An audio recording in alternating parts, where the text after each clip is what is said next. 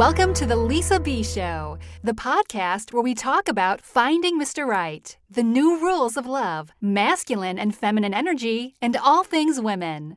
This week's episode is all about masculine and feminine energy, what it is and what it isn't. The 101 of masculine and feminine. The Lisa B Show this week is proudly sponsored by Money Rules. Many people struggle from one paycheck to the next, but it doesn't need to be that way. Money Rules shows people just like you how to pay off debts in less than half the time and save thousands of dollars in wasted interest. Imagine being able to be debt-free 10, 15, or even 20 years sooner. How would you spend your time then? Money Rules shows you how to create your future wealth just on your current income and how you can do even better with just some small changes. Consider Money Rules to be your 24-hour financial advisor without the high fees. Once you have Money Rules working for you, you can plan your future and have total control over your money. Check out moneyrules.com.au. If you would like to be a sponsor of the Lisa B Show, please message us at support@lisab.com.au. Hi, this is Lisa B from the Lisa B Show, and today we're going to be talking about masculine and feminine energy. And if you like, it's going to be the 101 of masculine and feminine energy, what masculine and feminine energy is and what it isn't. So if you prefer not to use the terminology masculine and feminine, I'm quite happy for you to use strength and love. So we can all have the extremes of both. We can be a man and be feminine. We can be a man and be masculine. We can be a woman and be masculine. We can be a woman and be feminine. And we've got access to both of those energies. And some people choose to have it at the extreme of either one of those two energies. So if I was in my total masculine energy, I would be like a tornado. I would be in my head and I would be focusing on my goals and my goals alone. What I was going to achieve, what I was going to do. I wouldn't really be thinking about anybody else except who's in my way. And I would be making sure that I'm going to achieve what I'm going to achieve, what I want to achieve. Now, if in my feminine energy, the extreme of my feminine energy, I'm really connecting with everybody else. I'm making sure everybody else is okay and that they're being taken care of.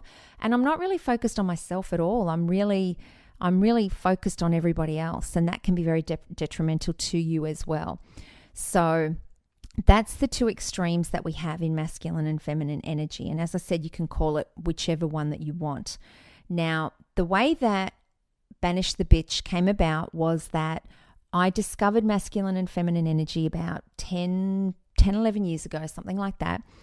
And I thought, oh, wow, I'm so masculine. I'm totally masculine in my energy. And I thought I had to choose one. I thought I had to choose to either be masculine or be feminine. And because I'm a female, I thought, well, I've got to choose the feminine. So I left my career, basically. I left my goals. I left my dreams in my head. And I thought, I can't do that anymore. I can't be this masculine energy anymore. And I went the extreme, really, in my head to be the feminine. And I had a child, and it became about him and about nurturing and about connecting with him and connecting with everybody else and everything else. And it was both the masculine and the feminine energy, the two extremes, can be fantastic. You know, in my career, it was like business orientated and I was kicking butt, financial rewards, significance, great business, everything in that business was amazing and I loved it, but I wasn't happy. So why wasn't I happy? Because I didn't have a balance. I was 100% masculine energy in my head. If I had a day off work, I didn't know what to do with myself. I'd read a business book, I'd work, I didn't know, I just couldn't switch off to go down to the beach and walk along the beach and connect to the ocean and to the sand and go for a bushwalk, or I just couldn't. I could not switch off. I was just in that mode all the time. I had a knot in my stomach 24 hours a day. It was, I need to achieve, I need to get this, I need to do that. Then once I went to the feminine, I didn't get anything done. As far as work went, it was way down the line. It was more about connecting with everybody and making sure everything was okay. And I lost a big part of myself. And I thought I had to banish the masculine energy. I thought I couldn't be masculine at all and I thought I had to be feminine. And then I was like, well, why aren't I happy like this? You know, some of the times in my life that I was the most happiest were in my masculine energy. Then it clicked in my head. I had to actually balance it. And if only I had have known that information, you know, and it was a process that I had to go through. And that's how Banish the Bitch originated, because when I went looking for it, looking for the answers, it was more or less you had to be one or the other. And that's not true. You can balance your energy. You can flick the switch. When you're at work, you can be in your masculine energy. You can say, okay, that's it. I'm going to kick butt. I'm going to take names. I'm going to just get this stuff done.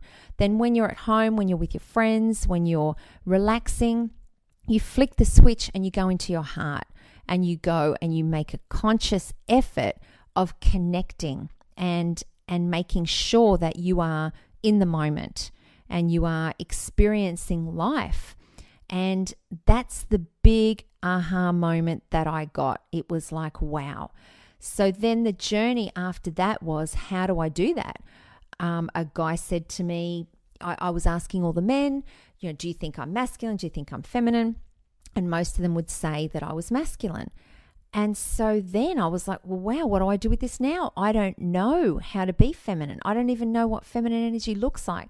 To me, feminine energy was weak. It was so far down the food chain. It was like, why would I want to be this weak, helpless little woman that can't take care of herself? Why would I relinquish my control and my power to a man? I don't want to be like that. I want to make things happen, and I want to make sure if I want to buy a new car that I get the new car.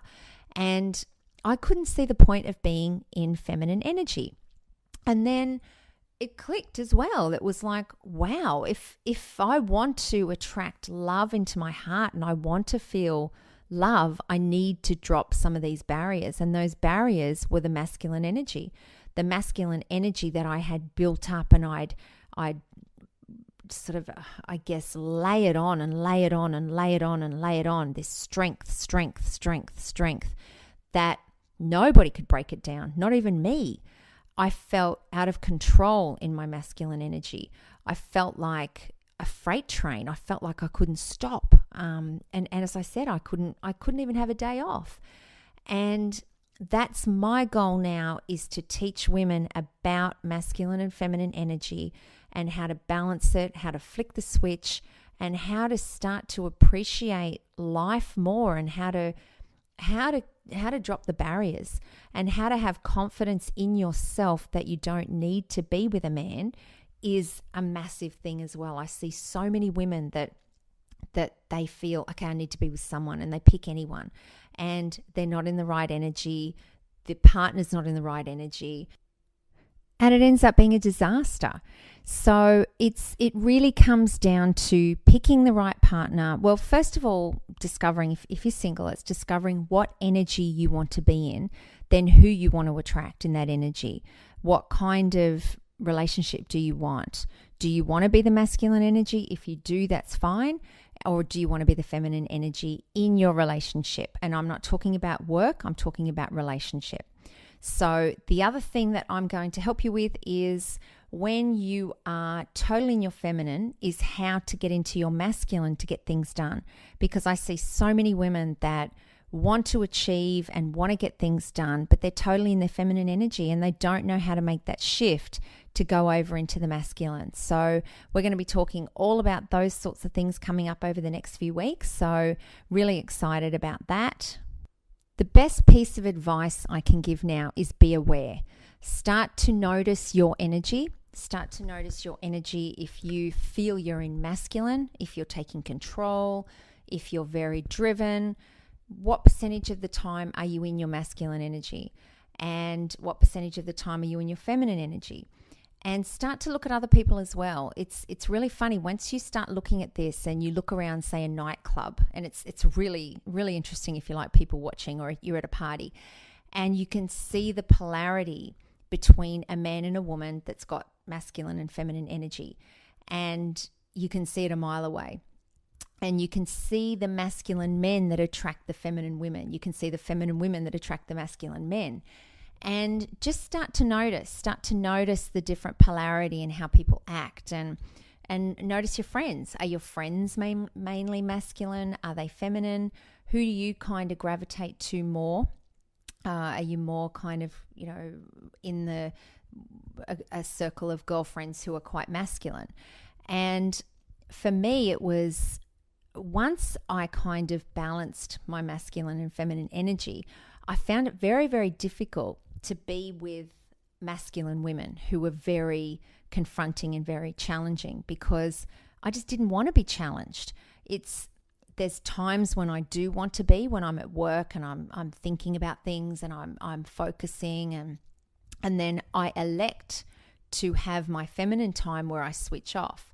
And I find it very difficult sometimes when masculine women start to challenge me, and I just don't want to go there. And so it's interesting how you will start to notice other people's behaviors. And obviously, if your friends are feminine women or they're masculine women, you accept them for who they are. But you just start to notice about their behavior and I guess understand them more and understand yourself more. And that's what I love about this, is self-discovery. It's being able to drop the barriers. It's being able to be in your feminine energy and experience love. And it's about being in masculine energy where you can get things done. And if you have any stories about masculine and feminine energy that you would love to share with us, whether it's about relationships, good or bad, whether it's about your aha moments, your discovery of masculine and feminine at some point in your life, whether it's now or before, we would love to hear from you. If you send us an email to support@lisab.com.au, and on our website we have a section there where you can potentially become a writer for us, or you can do a one-off story. So I would really love to hear your stories. So next week we'll be talking to Kim Johnson. She's the author of Nail It in 90, and we'll be talking to her about masculine and feminine energy in the workplace and just masculine and feminine energy in general. So I think we've got 2 episodes coming up with her. So we look forward to seeing you next week. You have been listening to The Lisa B Show, where we talk about finding Mr. Right, the new rules of love, masculine and feminine energy, and all things women. To continue your journey with us, please find us at www.banishthebitch.com.